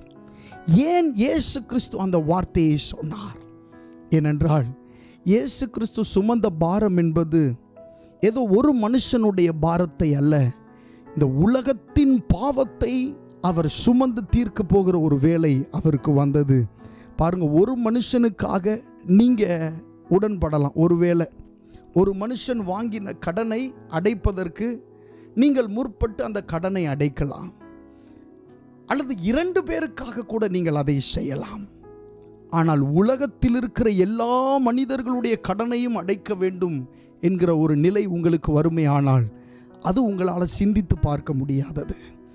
இயேசு கிறிஸ்துவும் அப்படிப்பட்ட ஒரு சூழ்நிலைக்குள்ளே தள்ளப்பட்டார். இந்த உலகத்தில் இருக்கிற எல்லா பாவங்களையும் இயேசு கிறிஸ்துவின் மேலே சுமத்த போகிற அந்த ராத்திரி, அந்த வேலை அவருக்கு வந்தது. அவரால் அது தாங்க முடியவில்லை. அவர் முற்றிலும் தெய்வம், 100% அவர் தெய்வம் தான், அதில் எந்த சந்தேகமும் இல்லை. ஆனால் அவர் 100% மனுஷனாகவும் அவர் இருந்தார். அப்படிப்பட்ட ஒரு சூழ்நிலையிலே அவர் ஆண்டவருடைய சமூகத்திலே பிதாவை நோக்கி அவர் மன்றாடினார்.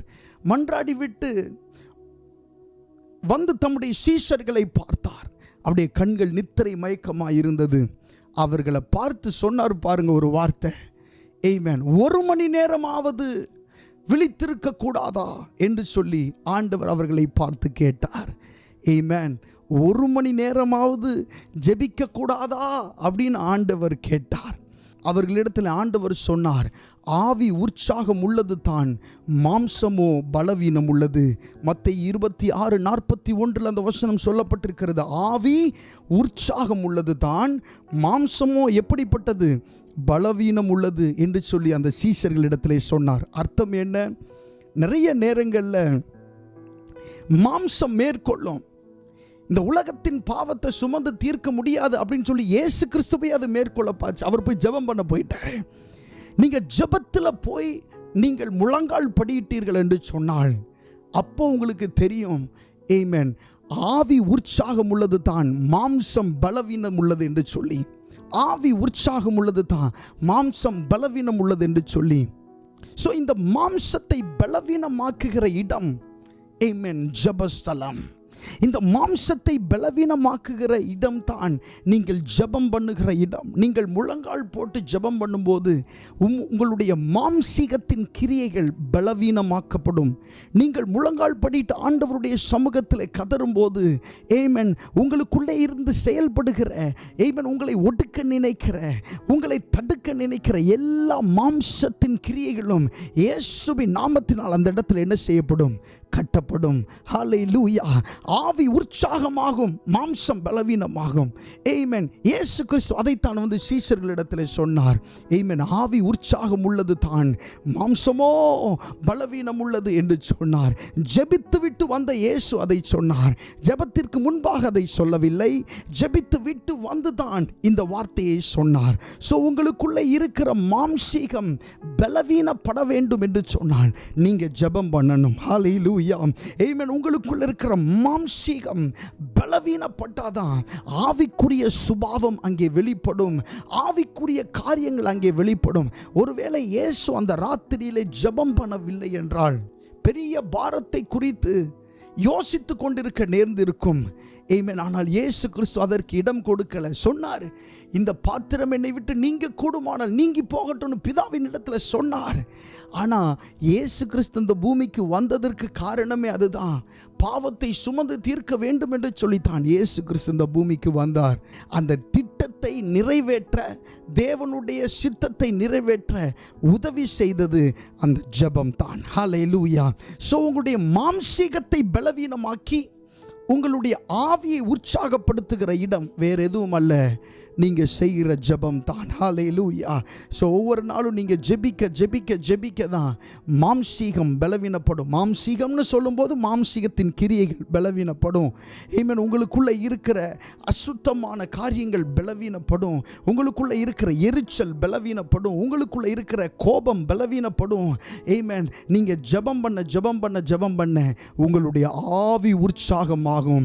உங்களுடைய ஆவி பலனடையும். ஆவியின் கனியோ அன்பு, சந்தோஷம், சமாதானம், நீடிய பொறுமை, தயவு, நற்குண, விசுவாசம், சாந்தம். இந்த கனி உங்களுக்குள்ள என்ன செய்யும்? ஜெபம் பண்ணும்போது தான் உங்களுடைய மாம்சீகம் பலவீனமாகி உங்களுடைய ஆவி உற்சாகப்படுகிறது. கர்த்தருடைய நாமம் மகிமைப்படுவதாக. அப்படி நம் கண்களை மூடி நாம் ஜெபிக்கலாம். அநேக காரியங்கள் இந்த நாளிலே நாம் தியானித்திருக்கிறோம். ஆமென். மாம்சீகத்தை மேற்கொள்ள வேண்டும் என்கிற தலைப்பிலிருந்து தான் இந்த நாளில் நாம் கர்த்தருடைய வார்த்தையை தியானித்தோம். நிறைய நேரங்களில் இந்த மாம்சீகம் பலனடைந்து நம்முடைய வாழ்க்கையை சீர்குலைக்க நினைக்கிற எத்தனையோ தருணங்கள் உண்டு. ஆனால் இந்த நாளில் ஆண்டவர் நம்மிடத்தில் பேசி இருக்கிறார். ஹல்லேலூயா. ஆவிக்கேற்றபடி நாம் நடந்து கொள்ள வேண்டும். ஆவிக்கேற்றபடி நாம் நடந்து கொள்ளும்போது மாம்சீகத்திற்கு நம்மேலே அதிகாரம் இல்லை. கண்களை மூடி சொல்லுங்க, ஆண்டவரே, நான் ஆவிக்கேற்றபடி நடந்து கொள்ள எனக்கு உதவி செய்யும்.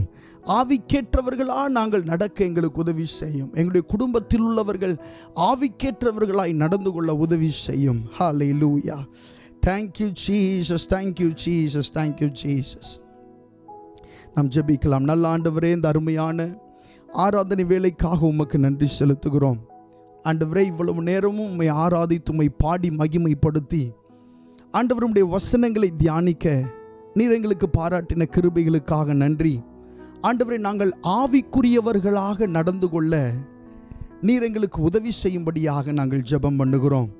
எங்களுக்குள்ளே இருந்து கிரியை செய்கிற மாம்சத்தின் கிரியைகள், அந்த மாம்சீகத்தை மேற்கொள்ள நீர் கிருபை தரும்படியாக உம்மிடத்திலே நாங்கள் மன்றாடுகிறோம்.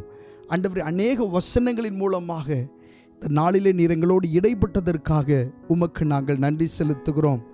ஆண்டவரே, நாங்கள் ஆவிக்குரியவர்களாய், ஆவிக்கேற்றவர்களாய், ஆவியானவருடைய தூண்டுதலுக்கேற்ப நடக்கிறவர்களாய் எங்களை நீர் மாற்றும். ஆண்டவரே, அப்படிப்பட்ட ஒரு நல்ல சுபாவம் உள்ளவர்களாய் எங்களுடைய குடும்பத்திலேயும், ஆண்டவரே, நாங்கள் இருக்கிற ஒவ்வொரு இடங்களிலேயும், வேலை பார்க்கிற ஸ்தலங்கள் ஆகட்டும், ஆண்டவரே ஸ்தோத்திரம், அன்றாடம் நாங்கள் போய் வருகிற இடமாகட்டும், எங்களுடைய குடும்பமாகட்டும், குடும்பத்தினுடைய ஆண்டவரே ஸ்தோத்திரம் மற்ற நபர்களோடும் ஆண்டவரே ஆவிக்குரியவர்களாய் நாங்கள் நடந்து கொள்ள தேவன் எங்களுக்கு உதவி செய்யும்படியாக நாங்கள் ஜெபம் பண்ணுகிறோம்.